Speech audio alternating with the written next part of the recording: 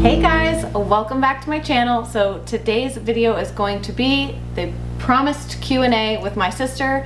I filmed a video recently and I told you guys if we could get my sister's channel to 15,000 that we would do a Q&A and answer some questions for you guys. So that is what we are going to do. You guys were awesome. What's your subscriber count now? I don't know. 15 something? 15.5, something like that. 15.5. So you guys are awesome. Thank you so much. You can always hop over there right now and subscribe if you haven't already. I'll put a card here and the link below. So we're gonna do like two-part. We're gonna do question and answer here, and I asked you guys on Instagram for questions. She asked on her YouTube channel for questions. So we're gonna answer as many of those as we reasonably can. And then we're also gonna do the sister tag. So that will answer other questions. And that's gonna be on her channel on Joyful Chaos. So just hop over to her channel if you guys want to watch that after you watch this. We have two guests with us. Millie and Ivy are hanging out with us for this video. The chick and the duck. The chick and the duck are hanging out with us for this video. Okay, so we're just gonna start with the questions that you had on your channel. Okay. We'll start with those, and then yeah, and then we'll jump over to my DMs on Instagram and answer all your burning questions. Did you guys grow up in a big family too? No. No, we did not. No, we didn't. It was just the two of us until we were 13 and 14 when our younger sister was born. We really are gonna need to do a video with Fusa. Yeah, we need to do a video with our younger sister. She's in college now, and I just saw her this weekend when I was visiting my folks. But she was born when you were 13 or 14 and I was 12 or 13, somewhere around there. But no, we did not grow up in a big family. It was just the two of us. Just us. Did your mom homeschool you ladies? Yes, on and off. Yeah. We were A homeschooled. few years here and a year and a half there. Love both your channels. You are different religions. Does this ever cause issues? I actually wouldn't say we're different religions. No, we're not. We just practice our faith differently. Right. We're both Christians. We would both say that salvation comes through faith in Jesus, his death and resurrection. Just the way that we walk out our faith looks a little different. Yeah. So I don't think it's ever really caught. Maybe in the beginning there was misunderstandings. Yeah, it took a while for us to, like, for all of our families, when they kind of started practicing their faith differently, it took a while for all of our families to really kind of understand, and it just took some time to work all out the kinks, you know. And different. And yeah, and now we just kind of have a policy of, like, respectfully disagreeing a little. I don't even want to say disagreeing. Yeah. Just doing things a little differently, and like that's okay. So they don't eat pork, so we don't serve pork when they come over. That kind of thing. It's pretty simple. You know, we get together and have a bonfire at my house. She brings kosher marshmallows. kosher marshmallows, and we buy regular marshmallows. It's really not a big deal. It's really not.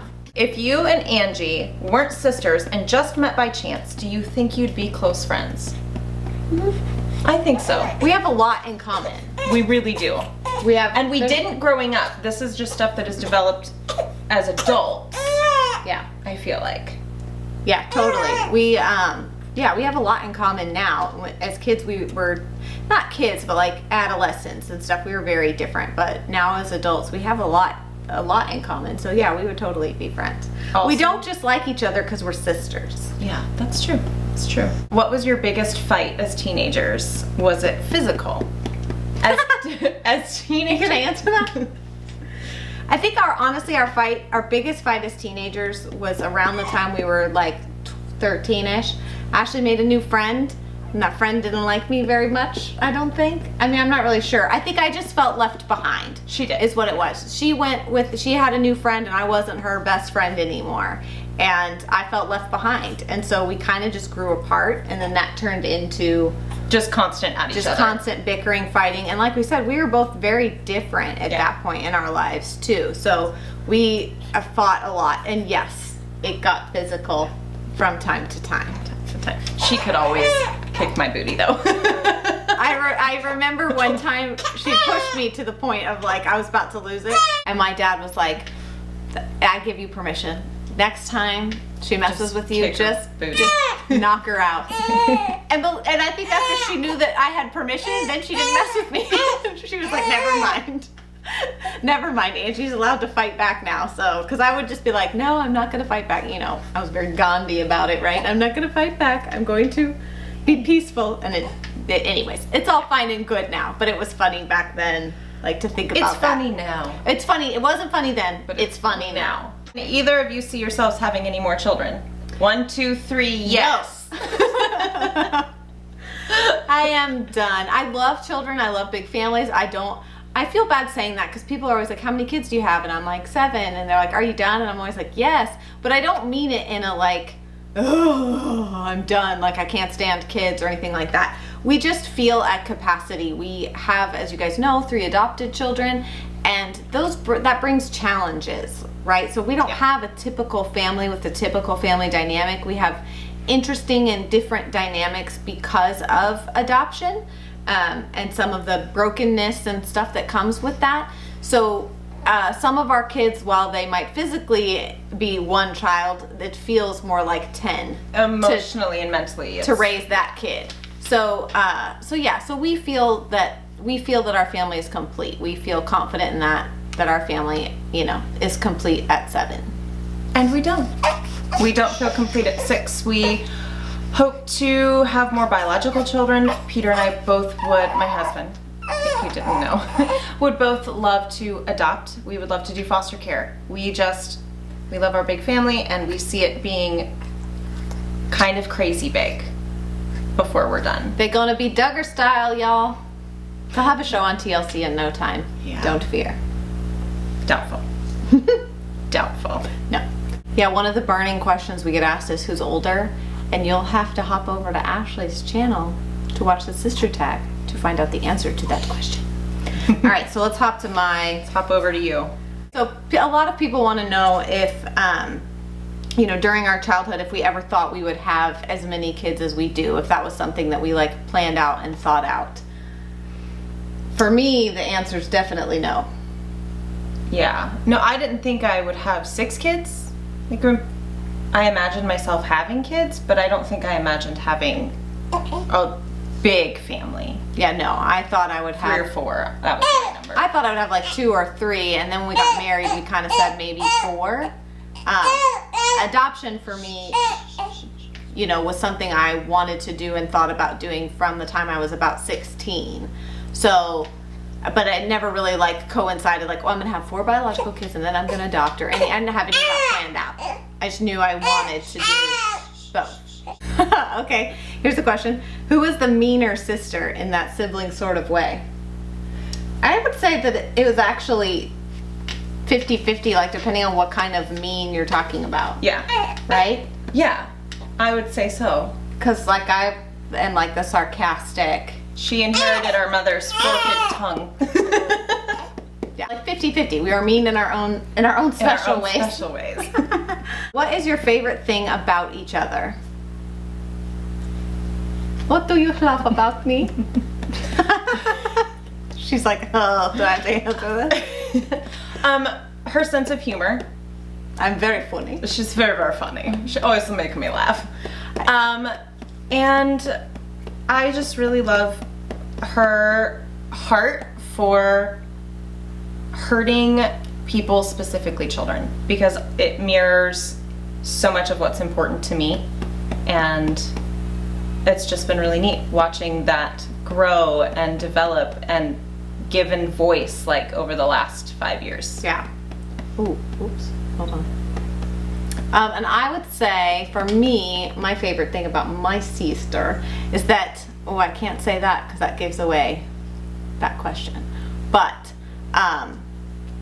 from going from fighting and not getting along and stuff as teenagers to how well we get along now, and she's like, I can call her with any question about anything, and she doesn't necessarily always have an answer for me. She does if it's baby related. If it's related to pregnancy or baby, I will call her before I call my doctor. I'm like, hello, Ashley, yeah, this is going on. What's happening here? And she'll tell me, and I'm like, okay, no need to see the doctor now. I've asked Ashley. If I had purple hair, you'd listen to me. Even my husband, when I was postpartum and recovering, he was like, you need to rest, you need to do something. And I was like, I don't have time for that. And he's like, if I had purple hair, you'd listen to me.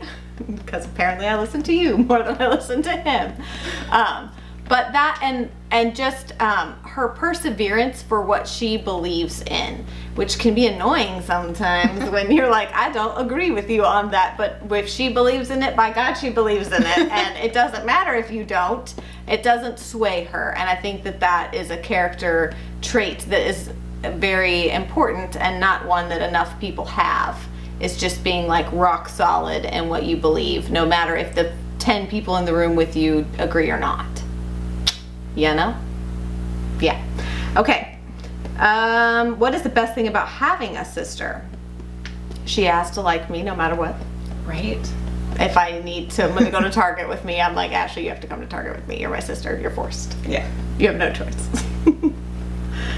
What is it like having so many kids between you that are all so close in age? Chaos and amazing at the same time. It's like a birthday party that never ends. All the time. Except there's not as much cake. No, there should be more cake. There should be more cake. That should be a rule. Like whenever we get together, there just has to be cake because there's so many kids. I think that's a good idea. It really is. It's just chaos most of the time, but like her channel says, it's joyful chaos. It's happy chaos most of the time. What was it like when Ashley knew the twins' gender before you? The worst thing ever. Are you kidding me? Especially because one of her last, was it Hazel? No, it was Jasper. That was her surprise gender baby, and it made me so mad. I was like, well, then at least I should get to know, because I have no tolerance for surprise gender babies. No, I'm just kidding. But I really wanted to find out what the baby was. So then to not know for her whole pregnancy what she was having, and then she found out before me with the twins. For like 2 whole days. The worst 2 days of her life, maybe. It was. Struggle, really. Who was the better behaved child? Actually, This flips. As little kids, you. probably me, but it's not necessarily that you were badly behaved, it was that you had sensory processing issues that made you a Dyslexia, difficult yeah. child. You weren't a bad kid. I cried a lot about She did stuff. cry a lot about. My parents made me wear some really uncomfortable stuff, y'all, like overalls. But I would argue that as teenagers we were equally poorly behaved. She was just better at hiding it. That's not true. I got good grades. I didn't skip school hardly at all until my senior year.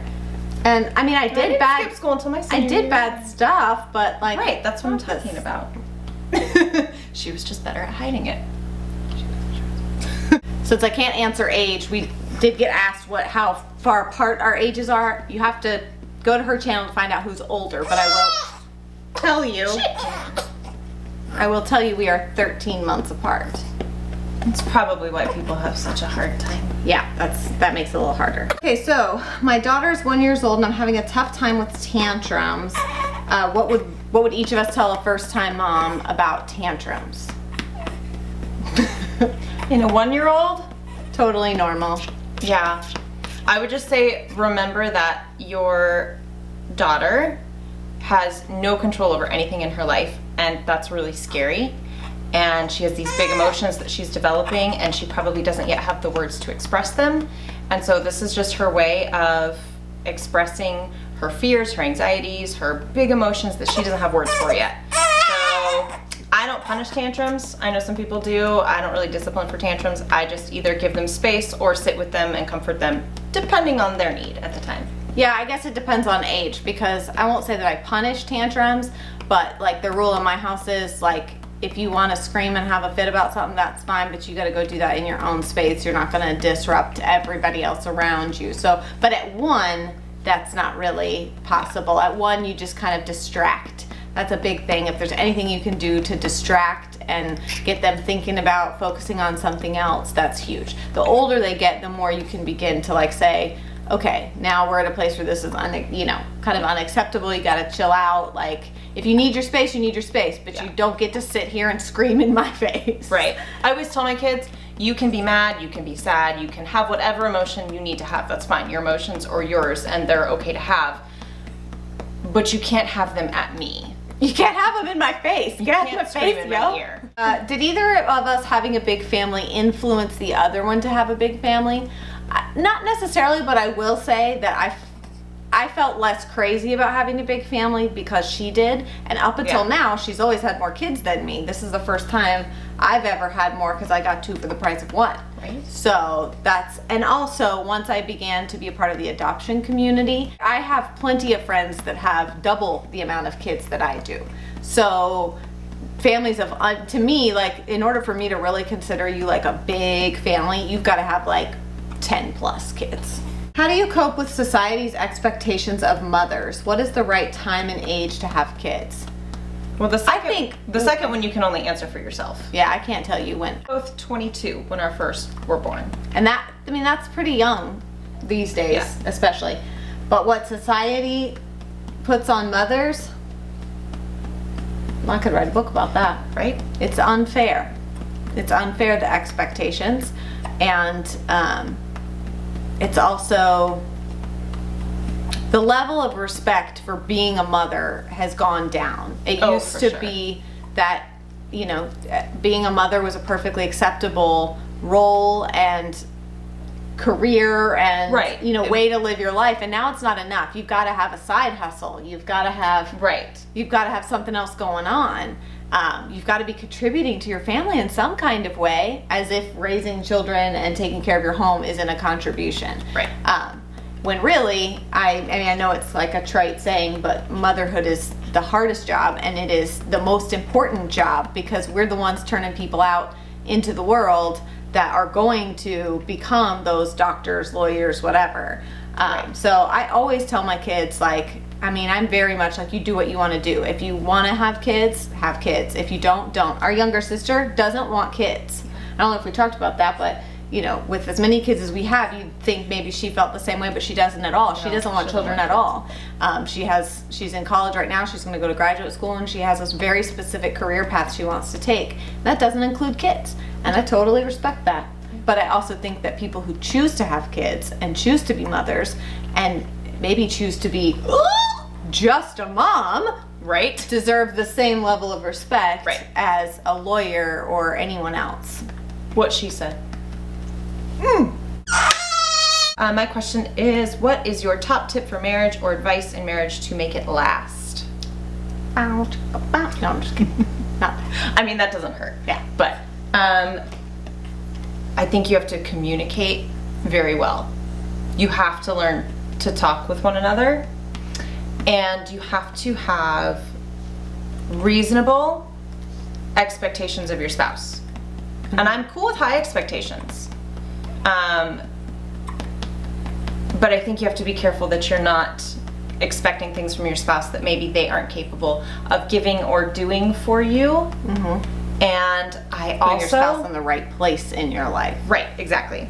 I also say, and some people really hate it when I say this, I've had friends tell me they think it's really weird. I love my husband more than just about anything else on this entire earth. But I could live without him. Oh, yeah. And I don't mean that in a negative way, like, I could live without you. That's not what I mean. What I mean is that for me, my faith and my relationship with my Heavenly Father is such that that is the most important thing, and that trickles down into all my other relationships. And I don't want to ever want to live without my husband. But if that was taken away from me, I wouldn't curl up in a ball and be lost forever. I don't know. It would be tragic if your husband tragically died. But I mean, I think both of us are kind of talking a little bit about too, like, if your husband does a 180 and decides to like live a double life and cheats on you and disappears, like, you're gonna pick up the pieces and carry on, because who you are isn't wrapped up in who they are. You are your own person. Your identity is its own, and you love your spouse. And as my husband and I like to say, we're better together. Absolutely. But that doesn't mean that he is my everything or I am his everything. You've got to be your own person and be able to stand on your own 2 feet without that person. And it's like I tell moms all the time, the same thing applies with your relationships with your husband. If you're not taking care of yourself and your own emotional, spiritual, and physical needs, then you cannot be an equal partner in your relationship and take care of your husband's needs if you're not taking care of your own. That is why you will see the two of us skedaddling out together to Target or IKEA at least once a week. Yeah. Because we're taking care of ourselves so that we can be better for our families and for our husbands and for our kids. Yep. And I would say that for us, one thing because you guys always, like, in our Instagram and stuff, you know, a lot of people be like, oh, you guys are goals, family goals, relationship goals. You need to know that those things our lives are not perfect. And we have had some struggles. We have had some struggles. But for me, it's that you have to choose that person every day. Yes. You have to choose that you want to be with them and that you want to make it work. Because there's going to be times that things are going to happen that you're going to want to throw in the towel. But you have to You'll choose. be floored and you'll go, do I even know who you are? Yeah. But you have to choose that person, and you have to choose that you want to be with them and that you want to see this through till you're rocking on the porch with your gray hairs. All right, guys, so that's all the questions we're going to answer on this Q&A. Maybe we'll do another one at some point, but I feel like we've yammered on for a long time now. We're going to film the sister tag, and that's going to answer even more questions. So hop on over to Ashley's channel and go check it out, because that video will be up probably at the same time that this one is up. So thank you guys. Thank you so much for watching. Thank you for being here. Be sure to subscribe to my channel if you're not already, and subscribe to my sister's channel if you're not already. And we'll see you guys soon.